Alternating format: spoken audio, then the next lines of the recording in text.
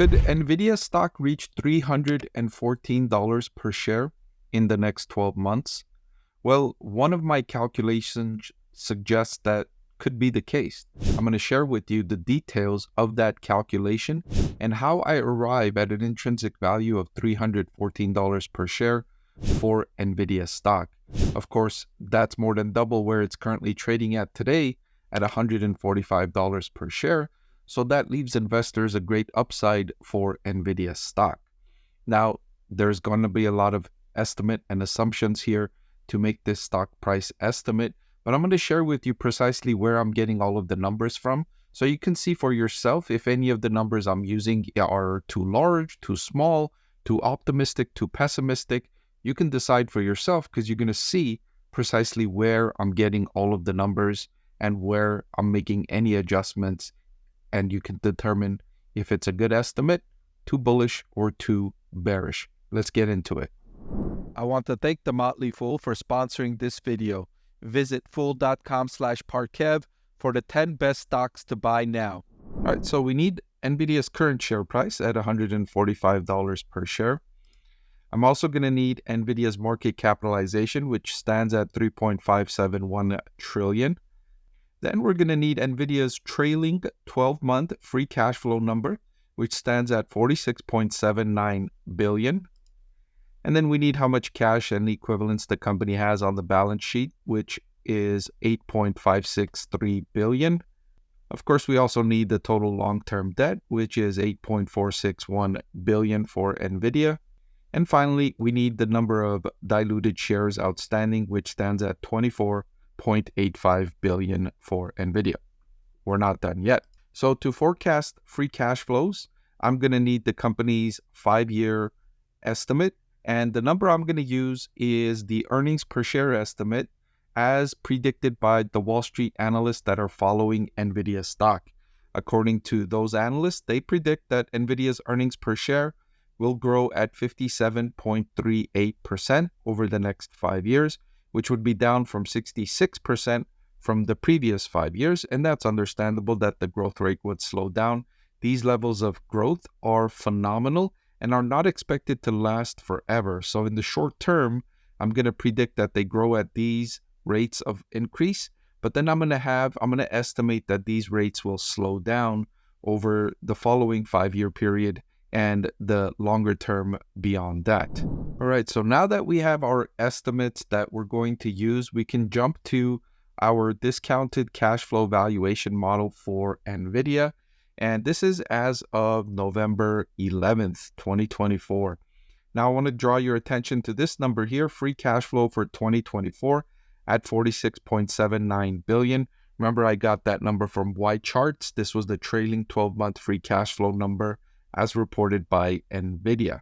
I'm going to forecast growth from this number utilizing that 57% growth rate estimate from Wall Street analyst that I got from Yahoo Finance. I'm going to forecast that growth for the next 5 years until 2029 for Nvidia.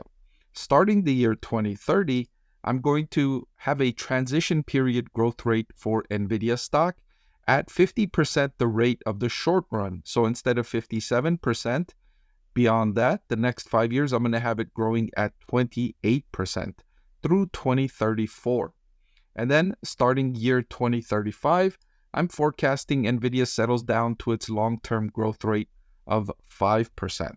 So I forecasted all of those free cash flows from 2024 to 2035. And the numbers you see below that are the discounted cash flow. Because money in the future is worth less to us than money today, we have to discount those cash flows. The discount rate I'm using is a weighted average cost of capital of 13.66%. I arrived at by using a cost of debt of 6.5% with the capital asset pricing model cost of equity at 14.46%, utilizing a beta of 1.66 for Nvidia stock and a risk-free rate of 4.5% with a market risk premium of 6%. I put the company's target capital structure at 90% equity and 10% debt, even though the debt to equity right now is so small because the company's market cap is approaching $3.6 trillion and it only has 8.4 billion in long-term debt. So when I get the present value of those free cash flows going out to the year 2034, I arrive at a present value of cash flows of $2.443 trillion for NVIDIA stock over the next decade. From the year 2035 onward, I'm going to get the terminal value using the terminal value formula, which is the forecasted cash flow one period out divided by the weighted average cost of capital minus the growth rate. And this value, I arrived at 19.3 trillion. Discounting that value back to today, I get 5.368 trillion for NVIDIA. Combining those two valuations, I get the value of operations of $7.8 trillion for NVIDIA stock. And to this total, I'm going to add the company's cash balance and subtract the debt balance to get a value of equity of $7.8 trillion. That's the value of equity of the whole business. But what we're interested in finding out is the intrinsic value per share of NVIDIA stock. So to do that, we need to divide that number by the number of shares outstanding, which stands at 24.85 billion. Again, all of these numbers I got from the numbers I shared with you in the beginning of the video. That's why I shared all those numbers with you, so you can see where I'm getting all of these numbers from. So when I divide the value of equity with the number of shares outstanding, I get an intrinsic value per share for NVIDIA stock at $314. $314. Now that's much higher than the current share price of $145.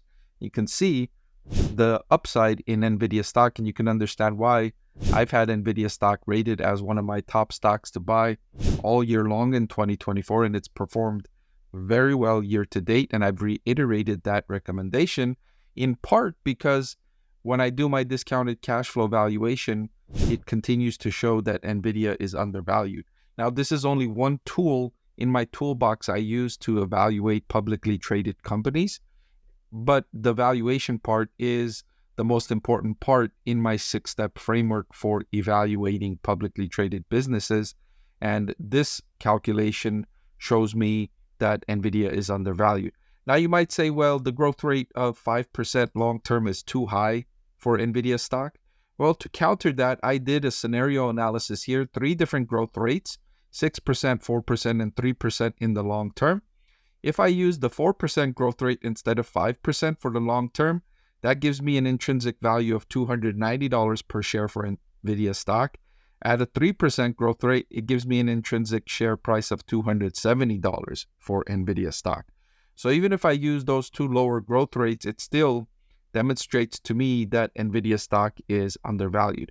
My base case scenario is at 5% long term because that's the rate I expect nominal GDP growth in the markets NVIDIA operates. I expect 5% long-term growth in the economy. And in the long term, I expect NVIDIA to at least grow at the rate of the economy. That's why I use 5% as the base case in this scenario. So there you have it. That's why I think NVIDIA stock could reach now. There's a lot of uncertainty, a lot of estimates and assumptions used as I shared with you. So this is for informational purposes only. I recommend that you do your own due diligence before making any investment decisions. Do not rely on any of my calculations solely for any investment decision making. This is just for entertainment and information purposes only. Hey everyone, so many of you have been asking about my investing strategy, and I'm excited to announce that I've written a book that's available for sale now that describes my 6-step investing framework for evaluating stocks. I've added the link in the description below.